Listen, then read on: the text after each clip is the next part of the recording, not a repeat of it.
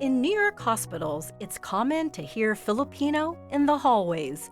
For generations, Filipino nurses have been the backbone of America's healthcare system, caring for patients, often while carrying a family legacy of healing.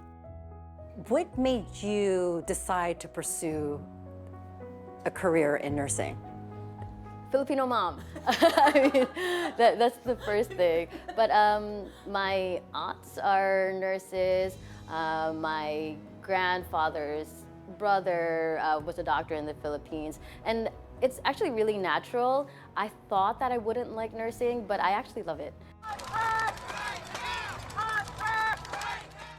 But this past January, that legacy turned into action.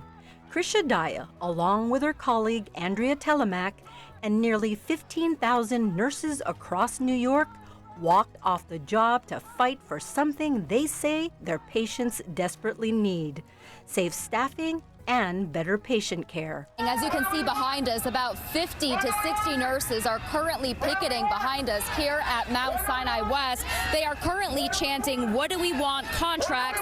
When do we want it now?" If we don't have enough staffing, we will just take as many patients because we can't say no, right? The hospital can't say no to patients, and the patients will still keep coming, and you will have to take care of them regardless. The walkout, the largest and longest nurses' strike in New York history, lasted 41 days. An estimated 1,000 Filipino nurses, a community central to New York's healthcare workforce, joined the picket line. In the Philippines, where many of the nurses began their journey, the story made headlines. We want protection against violence, workplace violence, nurse ratios. Really, those are the main ones. Nurses at Montefiore and Mount Sinai hospital systems approved a new contract in early February. New York Presbyterian nurses soon followed. Right now, the New York City nurses' strike is officially over. The new contract strengthens safe staffing rules, raises salaries by more than 12% over 3 years, and protects nurses' health benefits. It also adds new safeguards against workplace violence and includes language addressing artificial intelligence for the first time. Union leaders say this walkout proved just how far nurses are willing to go to protect their patients. Their president saying in a statement, quote, "They're stronger and more united than ever." Now that the dust has settled, we wanted to learn more about the impact the strike and the new contract have on the Filipino nurses. We met Daya and Telemac in Queens at Cucina Bistro in the heart of Little Manila, a place where food, community, and healthcare workers often come together. Both Daya and Telemac are part of a long line of nurses.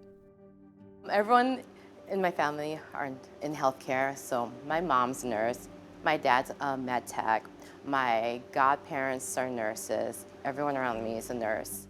Both nurses are dedicated to not just the profession, but the patients they care for. But even with the new contract, they are concerned they will still be stretched thin. Ideally, when you become a nurse, you think that, oh, I will have time to care for these people. I can listen to them, listen to their concerns, instead of me running to the first room who's asking for pain medicine, the next room who's throwing up, and then the next room that I have like a rapid response to, or the next room all of a sudden has like sinus bradycardia on their telemetry. Like, who would you prioritize? And we think about that every time. Like, who do I go to first? While they're happy to be back on the job, the striking nurses say they were welcomed with new rules. Daya told us at Mount Sinai, nurses were asked to sign a new uniform policy, essentially banning red scrubs, the color of the nurses' union. We reached out to the Mount Sinai press office, but our emails were not returned. These nurses, meanwhile, are not backing down. When I studied in the Philippines, I knew and I saw how bad things were there. And then coming here to work in New York, things are better. I think for my generation and younger, we're more aware of our rights, of how bad things are and how they could be better, and we're not afraid to speak out. And after our interview, Telemac, even with a sprained ankle, headed to Albany with the union, continuing the fight for stronger laws to protect nurses and patients. She urges nurses to know their rights. For nurses need to advocate for themselves, and they need to continue to advocate for the patients because we are the patient's advocates. So we do that by knowing the contract, knowing the policies that wherever we work, and it's our job. We took an oath to take care of them. People say take politics out of nursing, but nursing is political. Healthcare is political, and we are in healthcare.